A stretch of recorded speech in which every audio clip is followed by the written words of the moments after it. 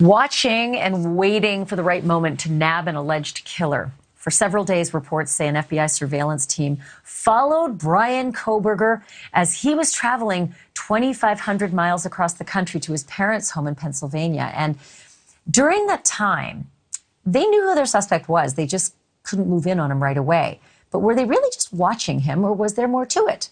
Were they collecting evidence as he was traveling the country? Were they watching his patterns of behavior to plan their takedown? I want to bring in two people who know a lot about this kind of surveillance. Tracy Walder is a former FBI and CIA agent, and Mike King is a former detective and the host of the Profiling Evil podcast. His book is called Deceived.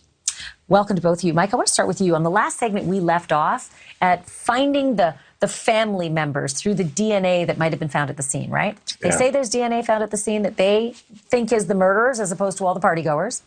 And then they go through the databases and they find all the family members. What comes next, Mike? How do you go through the family members to figure out which one is the one you're looking for?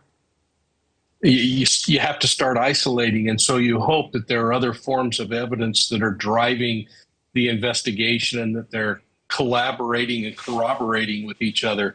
I suspect that law enforcement was looking at this individual for some time, waiting for that DNA to come back. We heard the chief multiple times saying, we're waiting on forensics. But once he hit the road, and that whole thing has just got you scratching your head about the timing of that, of why he didn't fly home, why does dad fly out and meet him and they go together? But the question becomes, did law enforcement follow him from the moment he left Pullman? Or when he was pulled over in Indiana, did people figure out, holy cow, this guy in this white Elantra is heading eastbound? And that's when they put the surveillance together. I suspect it happened on the front end, but we may have been caught a little bit flat-footed. But what's happening behind the scenes is we got to get arrest warrants. We got to verify. We got to hope he stops and grabs a Coke somewhere and throws a straw in the garbage can so we can grab some DNA. And once that comparison's made and validated, then, boy, it's time to move forward. Or his napkin at the truck stop.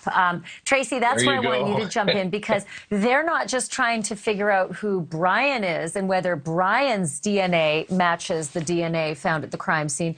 They're also trying to find out cousin Dave, cousin Ethel, well, they don't think it's Ethel, and all the other potential family members that they have to exclude. So are they also sending out strike teams to follow all these other family members to collect their straw and their napkin to eliminate them as the actual match?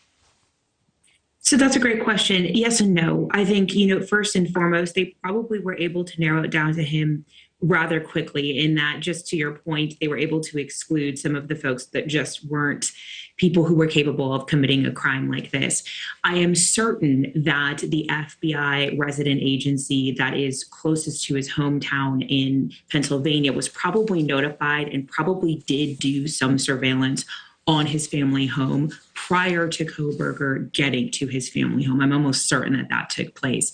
Additionally, I think they also watched Kohberger as well and his activities. And I think from surveilling his activities, they were able to really focus in on the fact that he was a suspect, especially when, the lookout came out for the white Hyundai and he happened to have one. Thank you for watching. Go to newsnationnow.com to find NewsNation on your television provider. And don't forget to click the red subscribe button below to get more of NewsNation's fact-driven, unbiased coverage.